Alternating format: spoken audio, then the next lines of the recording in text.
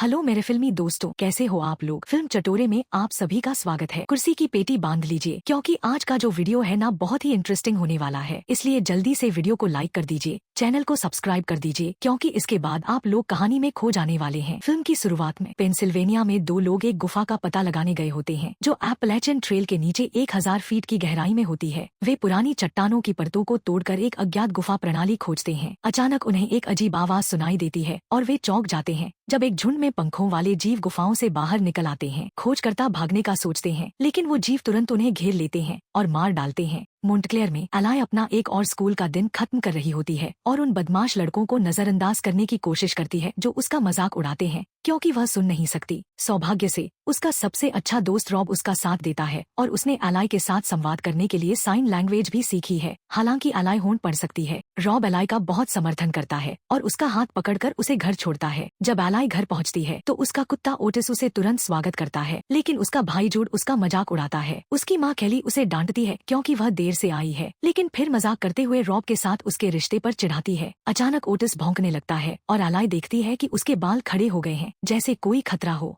उस रात एलाय देखती है कि आसमान में हेलीकॉप्टर उड़ रही हैं और दूर धुआं उठता दिखाई देता है। फिर एलाय अपनी दादी लिन को देखती है जो सिगरेट पी रही होती है, जबकि उन्हें अपने कमजोर फेफड़ों की वजह से ऐसा नहीं करना चाहिए। एलाय अपनी माँ कैली से वादा करती है कि वह इस बात को छिपाएगी। बाद में एलाय अपने माता पिता को बातें करते हुए देखती है और बताती है कि उसने अपनी सुनने की शक्ति और अपने दादा दादी को 3 साल पहले एक कार दुर्घटना में खो दिया था, लेकिन उसे लगता है कि उसके माता पिता ने सबसे ज्यादा खोया है। एलाय सोने से पहले अपने टैबलेट पर रॉब का एक मैसेज चेक करती है जिसमें एक वीडियो होता है जिसमें रात के आसमान में कुछ अजीब उड़ने वाले जीव दिखाई देते हैं। तभी उसका पिता ह्यूग आता है और फिर से रॉब का मजाक करता है। एलाय सोने की तैयारी करती है लेकिन ओटिस अभी भी चिंतित है। रात के बीच में कैली एलाय को जगाकर लिविंग रूम में ले जाती है जहां परिवार के साथ साथ ह्यूग का सबसे अच्छा दोस्त ग्लन भी न्यूज देख रहा होता है। कई अमेरिकी शहरों पर हमला हो रहा होता है और खतरा धीरे धीरे पूरे देश में फैल रहा होता है। पहले तो इसे आतंकवादी हमला कहा जाता है, लेकिन जल्द ही कुछ वायरल वीडियो आते हैं जिनमें सड़कों पर विकृत लाशें दिखाई देती हैं। एक वीडियो में एक माँ अपने बेटे के मुंह पर टेप लगा देती है और एक संकेत दिखाती है जिस पर लिखा होता है शोर मत करो। तभी एक धमाके की आवाज आती है और परिवार बाहर भागता है जहाँ जेट्स उड़ते हुए दिखाई देते हैं। जब वे वापस अंदर आते हैं तो न्यूज में एक नया वीडियो दिखाया जाता है कि कुछ प्राचीन जीव एक पुरानी गुफा से निकल आए हैं और अब इंसानों पर हमला कर रहे हैं। अचानक टीवी पर इमरजेंसी ब्रॉडकास्ट सिस्टम आ जाता है जो सबको सलाह देता है कि वे घर के दरवाजे और खिड़कियां बंद करके चुप रहें।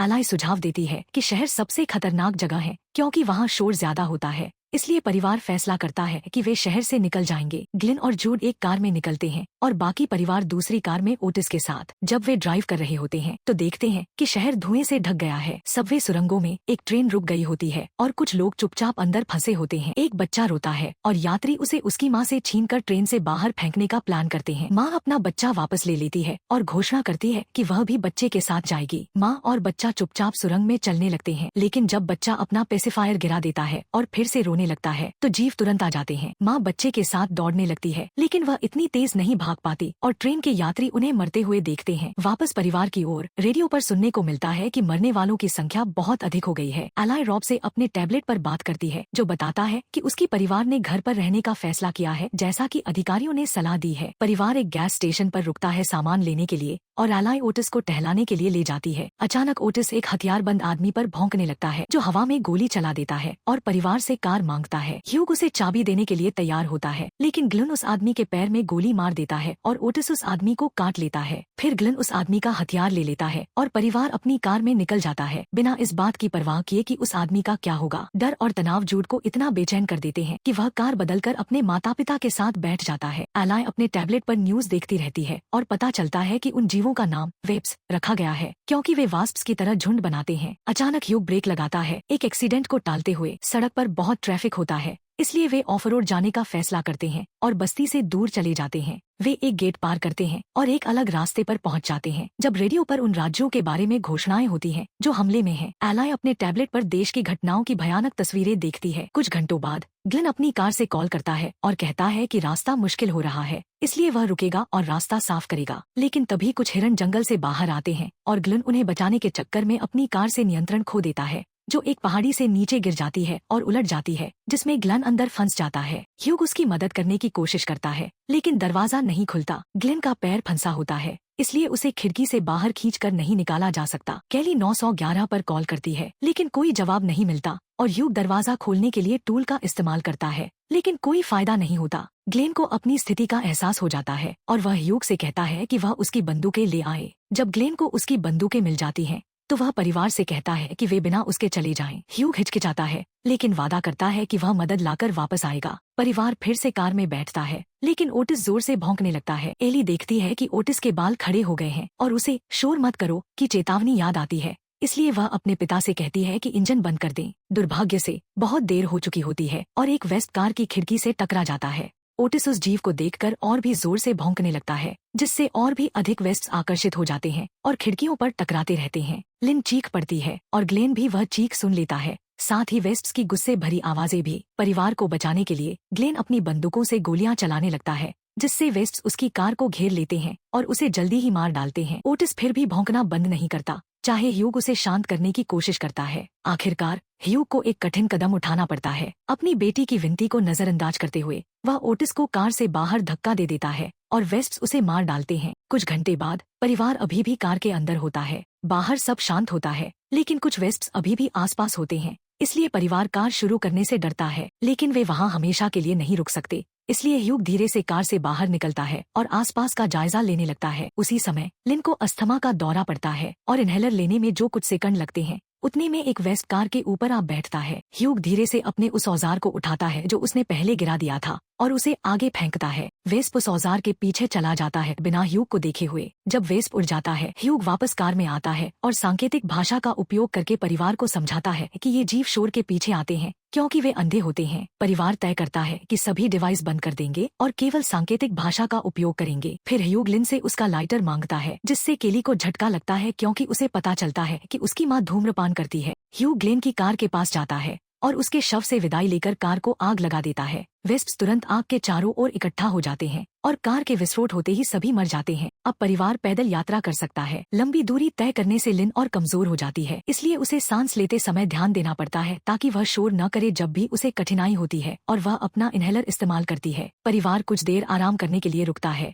और ह्यूग इस मौके का फायदा उठाकर एली से ओटिस के लिए माफी मांगता है। वह समझाता है कि उसके पास और कोई रास्ता नहीं था। लिन चाहती है कि केली बच्चों को बताए कि उसे फेफड़ों का कैंसर है, लेकिन केली मना कर देती है क्योंकि वह दिन को और दुखद नहीं बनाना चाहती। जूड अपने दूरबीन से एक घर देखता है जो पास ही होता है और परिवार उस दिशा में चल पड़ता है। रात हो चुकी होती है जब वे बाड़ के पास पहुंचते हैं और जैसे ही ह्यूग बाड़ खोलने की कोशिश करता है, वह गलती से घंटी बजा देता है। जल्दी ही एक वेस्ट बाड़ पर आ बैठता है और उसी समय घर का मालिक बाहर आता है और घुसपैठियों को धमकी देता है कि वह उन्हें गोली मार देगा। ऐसा लगता है कि उसकी अलग थलग रहने की आदत ने उसे पूरी स्थिति से अनजान रखा है और उसकी आवाज सुनते ही एक झुंड वेस्ट्स उस पर टूट पड़ता है और उसे कुएं में गिराकर मार डालता है। परिवार एक और रास्ता खोजने का फैसला करता है और उन्हें एक नाली का पाइप मिलता है। ह्यूग सबसे पहले पाइप में घुसता है और इस बात पर ध्यान नहीं देता कि मिट्टी में एक सांप छिपा हुआ है। जब वह दूसरी ओर पहुंचता है तो वह घर में जाकर पुष्टि करता है कि वह खाली है। फिर अपनी परिवार को इशारा करता है आने के लिए। जब समूह पाइप से रेंगता है तो सांप बाहर आ जाता है और फुफकारने लगता है। पाइप में आवाज गूंजती है और एक वेस्प उस फुफकार को सुन लेता है, इसलिए वह सांप को पकड़ने के लिए उड़ जाता है। उसी समय दूसरा वेस्प पाइप के दूसरे छोर से आकर केली पर हमला करता है, उसकी टांग में चोट पहुंचाकर। केली के चीखने पर ह्यूग तुरंत वुडचिपर चालू कर देता है और सभी वेस्प्स उस मशीन में घुसकर मर जाते हैं। बाद में परिवार केली को उठाकर घर के अंदर ले जाता है। लिन पहले एक नर्स थी, इसलिए वह केली के कपड़े काटकर उसके घाव का इलाज करती है, जो उन्होंने सोचा था उससे ज्यादा गहरा होता है। जब केली सो जाती है, लिन और ह्यूग एक ड्रिंक शेयर करते हैं। बाहर वेस्प्स फिर से कुएं के पास आते हैं और मृत गृहस्वामी का शिकार करते हैं। ऊपर एली अपने टैबलेट से रॉब से संपर्क कर पाती है, जो मिट्टी में सना हुआ और परेशान दिखता है। वह एली को बताता है कि उसके माता पिता मर चुके हैं और एली उसे केबिन में शामिल होने के लिए बुलाने की कोशिश करती है, लेकिन उसी समय कनेक्शन कट जाता है। अगले दिन सुबह एली खबरों में देखती है कि बहुत से लोग वेस्प्स को धार्मिक प्रतीक मान रहे हैं और कुछ लोग तो नास्तिकों को जला रहे हैं। लिन केली के घाव को चेक करती है और देखती है कि वह और खराब हो गया है, इसलिए वह सभी को बताती है कि उसकी जान बचाने के लिए एंटीबायोटिक्स की जरूरत है। ह्यूग बेसमेंट से एक दरांती लेकर एली के साथ जाने के लिए तैयार हो जाता है। जूड उनके साथ जाना चाहता है, लेकिन ह्यूग उसे अपनी दादी की सुरक्षा करने के लिए कहता है। फिर ह्यूग और एली गेट को धीरे से खोलते हैं बिना घंटी बजाए और बाहर निकलते हैं। ह्यूग दरवाजे को जमीन से बांध देता है ताकि कोई और शोर न हो और दोनों ध्यान से संकरी जगह से बाहर निकल जाते हैं। इलाके में बहुत सारे वेस्प्स उड़ रहे होते हैं, लेकिन वे दोनों उन्हें नजरअंदाज करते हुए पास के शहर की ओर बढ़ते हैं। रास्ते में उन्हें लाशें मिलती हैं, जिन पर ऐसे घाव होते हैं जो इशारा करते हैं कि यह इंसानों ने किया होगा। जब वे शहर पहुंचते हैं तो वह खाली होता है और हर जगह खून के निशान होते हैं, लेकिन उन्हें रेवरेंड दूर से देखता हुआ नजर नहीं आता। फार्मेसी का फ्रंट डोर लॉक होता है तो ह्यू और एली को पीछे से अंदर जाना पड़ता है। अंदर जाते ही उन्हें आधी खाई हुई लाशों की बदबू महसूस होती है, जो लोग सामान लेने की कोशिश के दौरान मारे गए थे। जब ह्यू एंटीबायोटिक्स लेता है, एली उन लाशों को करीब से देखती है और पता चलता है कि वेस्प्स ने उनके अंदर अंडे दे रखे हैं। अचानक एक बेबी वेस्प अंडे से निकलता है और एली के चेहरे पर फ्लूइड फेंक देता है, जिससे उसकी सांसें अटक जाती हैं। 3 बड़े वेस्प्स उसकी आवाज सुन लेते हैं और शेल्फ्स पर आकर बैठ जाते हैं, दूसरी आवाज का इंतजार करते हुए।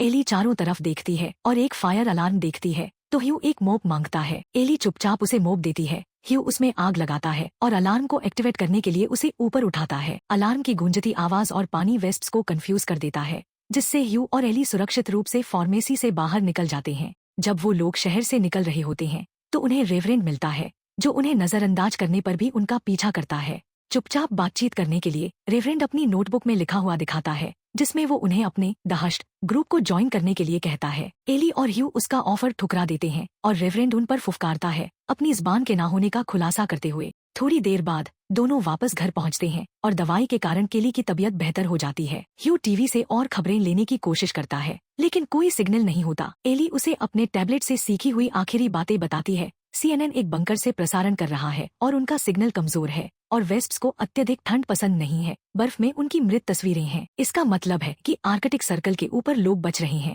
दूसरी ओर देश के कई क्षेत्र मानचित्र से मिटा दिए गए हैं। इन क्षेत्रों को द ग्रे कहा जाता है क्योंकि वहां से पूरी तकनीकी संपर्क कट गया है। जूड अपने आप को व्यस्त रखने के लिए कार्ड्स खेलता है और ह्यू उसके लिए एक स्टेक बनाता है ताकि वह भी लड़ाई कर सके। एक शाम रेवरेंड अपने लोगों के साथ बाहर आता है, जिनकी सभी ज़बानें कट चुकी होती हैं। ह्यू बाहर आकर उनसे परिवार को अकेला छोड़ने के लिए कहता है, लेकिन रेवरेंड बार बार उनसे अपने समूह में शामिल होने के लिए कहता है और एली की उर्वरता का जिक्र करता है। गुस्से में ह्यू अपना हथियार निकालता है और उन्हें धमकाता है, लेकिन रेवरेंड को पता होता है कि वह गोली नहीं चलाएगा क्योंकि शोर वेस्प्स को आकर्षित कर देगा। समूह एक मौन प्रार्थना साझा करता है और फिर चले जाते हैं। कुछ समय बाद एली को रॉब का संदेश मिलता है, जो बताता है कि वह उत्तर के ठंडे इलाके की ओर जा रहा है, जहां बचे हुए लोगों ने एक शरण स्थल बनाया है। दुर्भाग्यवश रॉब उन्हें निर्देश देने से पहले ही सिग्नल कट जाता है। रात के बीच में ह्यू को एक आवाज सुनाई देती है और परिवार बाहर जाकर देखता है। वहां एक लड़की दरवाजे के पास खड़ी होती है। वे उसे अंदर लाते हैं और सवाल पूछते हैं,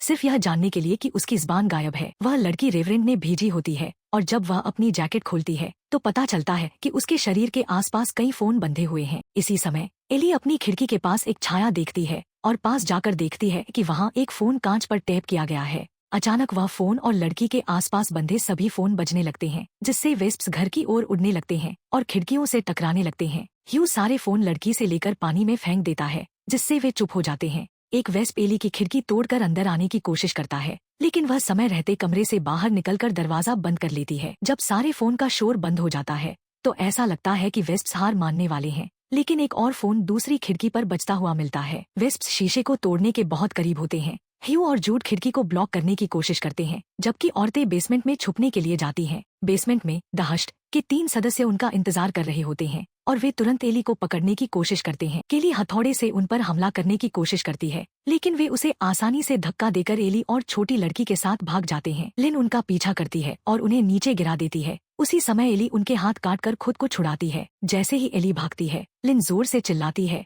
जिससे वेस्प्स का झुंड उस पर टूट पड़ता है और उसे और अधिक अपहरणकर्ताओं को मार डालता है। परिवार बाहर आकर लिन के लिए रोता है, लेकिन दुर्भाग्यवश रेवरेंड और अधिक हष्ट वापस आते हैं। जल्दी से एली को फिर से पकड़ लेते हैं। एली को बचाने के लिए केली, ह्यू और जूड उनका पीछा करते हैं, बिना किसी हिचकिचाहट के हष्ट के सदस्यों को मारते हुए जो उनसे लड़ने की कोशिश करते हैं। जब एली मुक्त होती है, वह भी लड़ाई में शामिल हो जाती है और एक आदमी को बड़े पत्थर से मार देती है। ह्यू रेवरेंड को पकड़कर उसका गला घोंटने की कोशिश करता है, लेकिन रेवरेंड उसे चाकू मार देता है। फिर ह्यू प्रतिशोध में उसे सिर से मारता है, जिससे वह नीचे गिर जाता है। जब केली आखिरी आदमी को मार देती है तो बस छोटी लड़की और एक औरत हष्ट में से बचते हैं, जो डर के मारे भाग जाते हैं। केली ह्यू के घाव से चाकू निकालती है और ह्यू अपने हथियार से रेवरेंड को मार डालता है। अगले दिन परिवार उत्तर की ओर यात्रा शुरू करता है, सिर्फ रात को आराम करने के लिए रुकते हुए। आखिरकार वे एक पहाड़ी पर पहुंचते हैं और बचे लोगों द्वारा छोड़े गए संकेतों का अनुसरण करके शरण स्थल ढूंढ लेते हैं। वहां एली की मुलाकात रॉब से होती है, जो उसे धनुष चलाना सिखाता है। अब वे दोनों मिलकर वेस्प्स का शिकार करते हैं जब भी वे उनके नए घर के पास आते हैं।